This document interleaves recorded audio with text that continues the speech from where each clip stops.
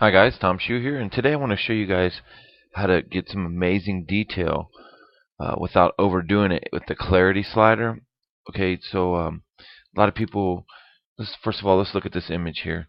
You can see this is a flower that was backlit, a little bit of lens flare, um, and there's a lot of little hairs in here, and it looks kind of cool. You can even see like a spider web inside the little hairs on this flower. I think it looks pretty cool. A lot of people tend to just grab the clarity slider and just, bring it over and enhance the image. However, you can see it starts to blow out a lot of those hairs and stuff like that. Well, I found that there's a better way to do it if you use Photoshop. So I made a couple copies so we can compare. So to hand a file off into Photoshop, it's Control E or Command E on a Mac. That's the shortcut.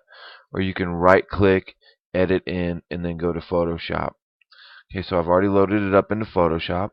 Now don't get intimidated by this technique. It takes a couple times to get it down, but follow the steps. You can kind of pause the video and go back if you kind of get lost, but just stay with me here. So first thing we're going to do is we're going to create two copies of this layer, and to do that, it's Control J or Command J on the Mac. So we'll do it twice. Then we're going to select the top two copies we made.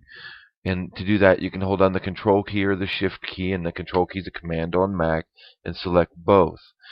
Now you're going to group them both. The shortcut is Control G, as in golf, or Command G on the Mac. That creates a group. Now as a group, we're going to change this blend mode to overlay. Okay. Then we're going to open the group up, and we're going to go to the top layer. Okay. And we're going to change its blend mode to vivid light. You can try hard light or soft light, but vivid light works pretty good here. Okay. Now you need to change something to this top layer.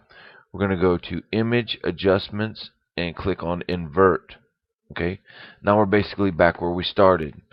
Let's zoom in a little bit so we can see what happens to this detail. Whoa, didn't mean to do that. So let's zoom in a little bit here.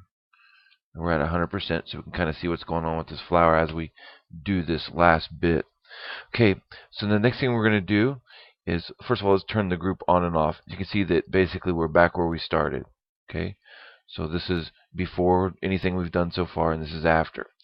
The last step is you're going to go Filter, Blur, and you're going to come down and click on Surface Blur. Now, what's important here is that you keep your radius. A lot of times when you do these blurring techniques, you want the radius to be half the threshold. So if you're at 10 here, you want to be 20 here.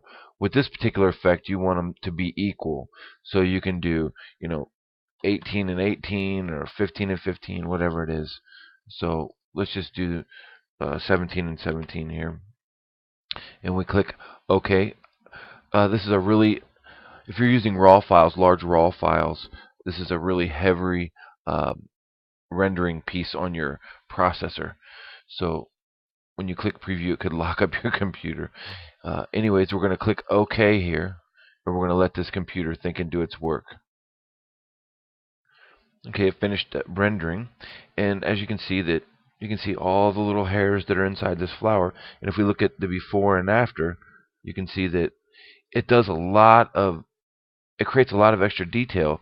However, it doesn't give you all of the haloing and stuff like that. So it's like for ultra fine details without going into the clarity slider or sharpening your image overly. Okay, so that's it. We're gonna basically zoom back out. We're gonna take a look at the image. Again, we'll show the before and after, and you can see it pops in there a little bit more. But this is designed for fine details and lots of details. Now you can control where the detail is. Maybe you don't want it on the whole image, so that's pretty simple. All you have to do is come over here and put on a layer mask. Okay, and if we zoom back in, you can see there's our details. And if we invert it by Control I or Command I, we can change that mask to black. Grab our paintbrush, and painting in white, let's make that small again. Painting in white with that selected, we can just paint in the details exactly where we want them. so we have full control over where they're going to be placed. Okay, I'm going to back out of that. I'm going to delete this mask, and I'm going to save this file back into Lightroom. Control S. It's going to save it. It's going to hand it off back to Lightroom. So it's saved back. We pull it back up, and there it is. There's our file. So that's it. I want to thank you all for taking time to stop by today. And until next time, we'll see you soon.